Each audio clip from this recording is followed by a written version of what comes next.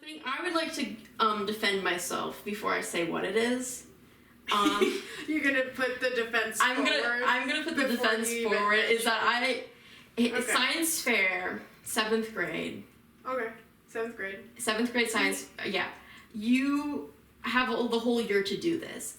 When you have a year-long project, you research it for like half of it, and then you like actually do the experimenting or whatever for like only a couple weeks, but you have to research what you're gonna do first. Whatever. Right. I researched my project for like 6 months, figuring out, writing my papers, doing the whole shit thing, writing my abstract, like figuring out like the parameters of like the project, and I've pitched it. I've showed it to my teacher. I showed it to my parents. I was like, this is what I plan to do.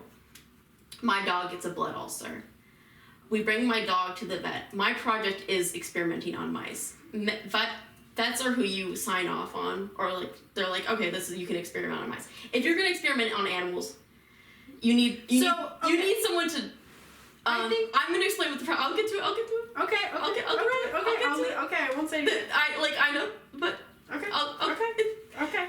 Go ahead. They'll show up. So she says, I can't sign off on this because I won't let you experiment on animals because you're a child and you don't know how to take care, like, you can't do this properly. I think, okay, I'm going to do this anyways, and I'll probably I think we forged the signature, but because I had spent, like, 6 months, like, already investigating this, I was like, I'm not turning back now. This is the project I've set out to do. I'm going to go do this. Fuck trying to get the signature. So what I intended on doing was getting 3 mice in each tank. I had 3 tanks. 1 tank I would feed them GMOs, papayas, and 1 tank I would not feed them GMO papayas and just regular papayas. Or I'd have the genetically modified tank, I have the non-genetically modified tank. And then I'd have a 3rd tank.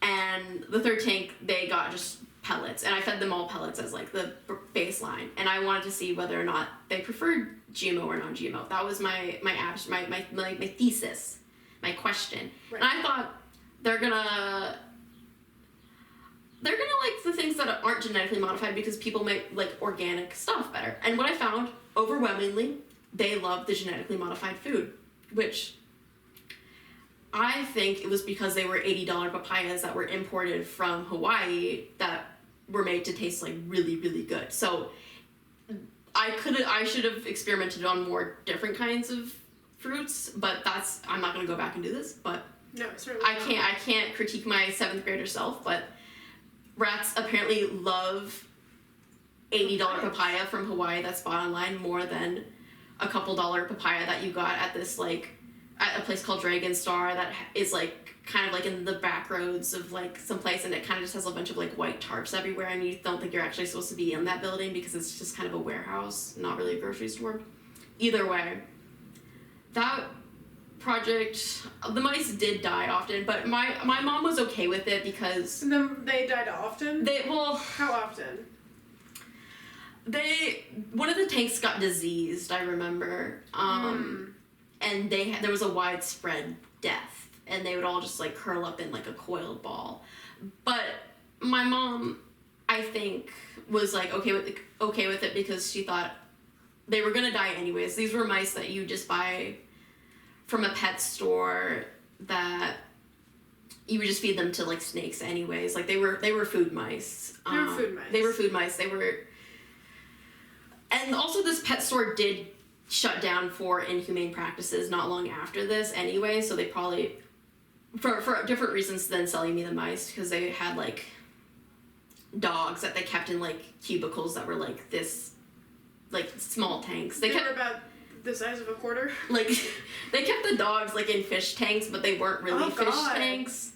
But they had like not kennels even, but they were like plastic fish tanks kind of. That I don't think dogs are supposed to be in. No, certainly not. And then they would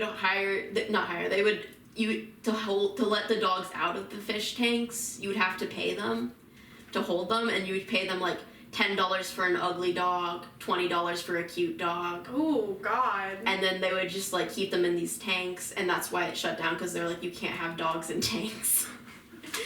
So they sold me mice and it was fucking fine, and I got to state with that project.